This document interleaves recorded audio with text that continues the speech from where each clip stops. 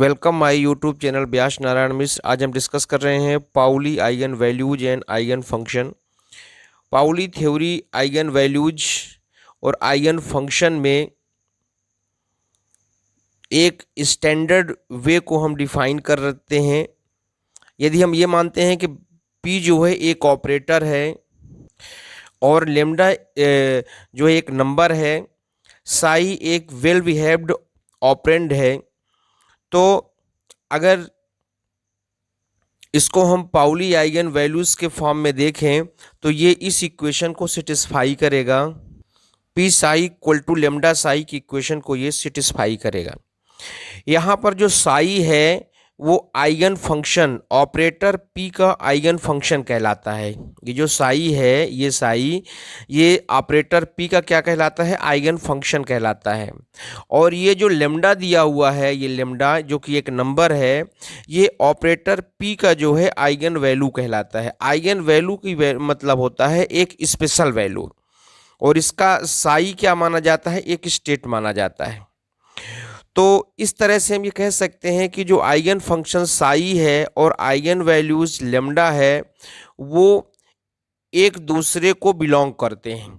मतलब यदि हम वेव फंक्शन साई में ऑपरेटर पी को ऑपरेट करते हैं तो एक नंबर मिलता है और वही वेव फंक्शन मिलता है। यदि हम इसको एग्जाम्पल के तौर पे समझने का प्रयास करें तो जैसे मान लेते हैं साई इक्वल टू ई की पावर एक्स। अब यदि इसको हम डिफ्रेंशिएट करते हैं तो ये e की पावर x ही आता है, और e की पावर x को हम साई लिख सकते हैं। तो इस तरह से हम ये देखते हैं कि d अपान डी एक्स साई, और यहाँ लिख सकते हैं 1 इंटू साई। तो जो ये d अपान डी एक्स है ये ऑपरेटर कहलाता है, और ये जो 1 है ये आइगन वैल्यूज कहलाता है, क्योंकि दोनों साइड में वेव फंक्शन साई रिमेनिंग है। तो ये इसका एक एग्जाम्पल हो गया। अब यदि हम ये जो पी कैप है, यदि इसको एक हम मैट्रिक्स के फॉर्म में लिखें तो जब मैट्रिक्स के फॉर्म में लिखेंगे तो इसमें कुछ न्यूमेरिकल एलिमेंट्स हो सकते हैं, कंसीडर कर सकते हैं, जैसे sigma x, sigma y, sigma z. इस तरह से सिग्मा एक्स, सिग्मा वाई और सिग्मा जेड, ये इसके जो है न्यूमेरिकल एलिमेंट्स हम कंसीडर कर सकते हैं। तो हमें एक ordinary matrix eigen value equation मिलेगा जिसमें से P जो है मैट्रिक्स फॉर्म में होगा। तो इसको हम एक्सप्लेन करते हैं। तो हम ये मान लेते हैं कि यदि दो वेव फंक्शन है साई 1 साई 2, हमने दो वेव फंक्शन कंसीडर किया साई 1 और साई 2, दो वेव फंक्शन हम कंसीडर कर लेते हैं, और ये जो है एक्स बाई जेड कोऑर्डिनेट में इसका वेल बिहेव्ड है। तो यदि P एक डिफरेंशियल ऑपरेटर इस तरह से कंसीडर करें कि P के जो कंपोनेंट है P x, P y, P z है, तो जो ये इक्वेशन है आपका P psi equal to lambda psi है ना, तो इसको हम यदि मैट्रिक्स फॉर्म में लिखते हैं तो मैट्रिक्स फॉर्म में कुछ इस तरह से हम इसको लिख सकते हैं P0 0 P। ये इसका मैट्रिक्स फॉर्म हो गया। चूंकि हमने यहाँ पर दो वेव फंक्शन साई 1 और साई 2 कंसीडर किया है, तो ये हो जाएगा साई 1 साई 2, ये दो वेव फंक्शन हो जाएंगे। और यहाँ का जो आइगन वैल्यूज़ है वो लेमडा है, और ये हो गया साई 1 साई 2, ये दो वेव फंक्शन हो गए। अब यदि हम इसको इसके साथ मल्टीप्लाई करें तो क्या होगा?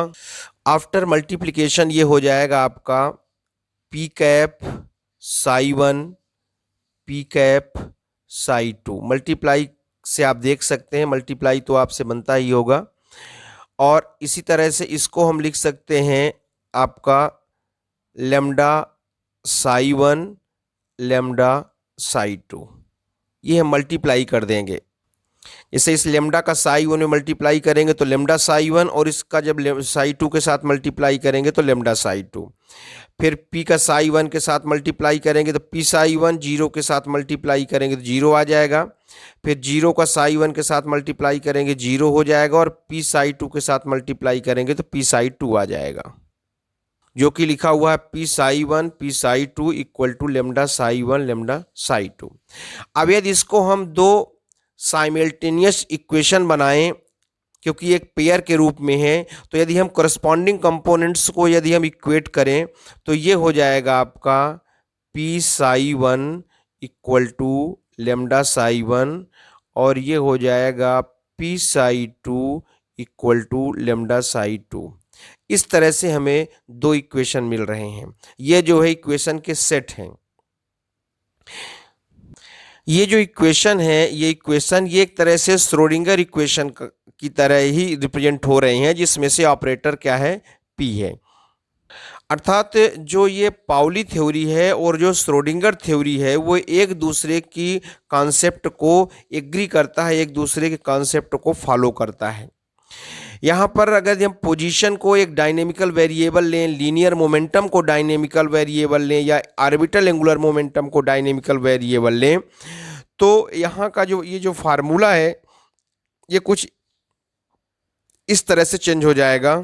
एग्जाम्पल हम ये मान लेते हैं कि यदि हम ऑपरेटर को हैमिल्टोनियन कंसीडर करते हैं तो ये हो जाएगा आपका H psi equal to i h cross del psi upon del t. क्योंकि इसका जो स्टैंडर्ड फार्मूला होता है वो कैसा होता है, एच साई इक्वल टू ई साई, और ई क्या है, यहाँ पर एनर्जी ऑपरेटर है जिसकी वैल्यू कितनी होती है, i h cross del upon del t. तो हमने ई की वैल्यू पुट कर दिया। तो ये एच जो है एक हैमिल्टोनियन है, लेकिन अगर इसको हम पाउली थ्योरी में कंसीडर करें तो एच को हम एक पाउली ऑपरेटर की तरह हम कंसीडर कर सकते हैं। ये तो आपका हो गया श्रोडिंगर इक्वेशन से आ गया, ये श्रोडिंगर इक्वेशन से आया।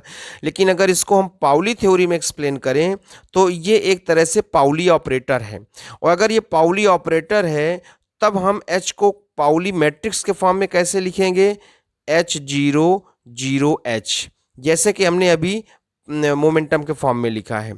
और ये हो जाएगा आपका del psi upon del t, ठीक है। और जैसे वहाँ पे हम देख सकते हैं साई वन साई टू दिया है, lambda psi one lambda psi two, तो ये हो जाएगा आपका del psi one upon del t, ठीक है।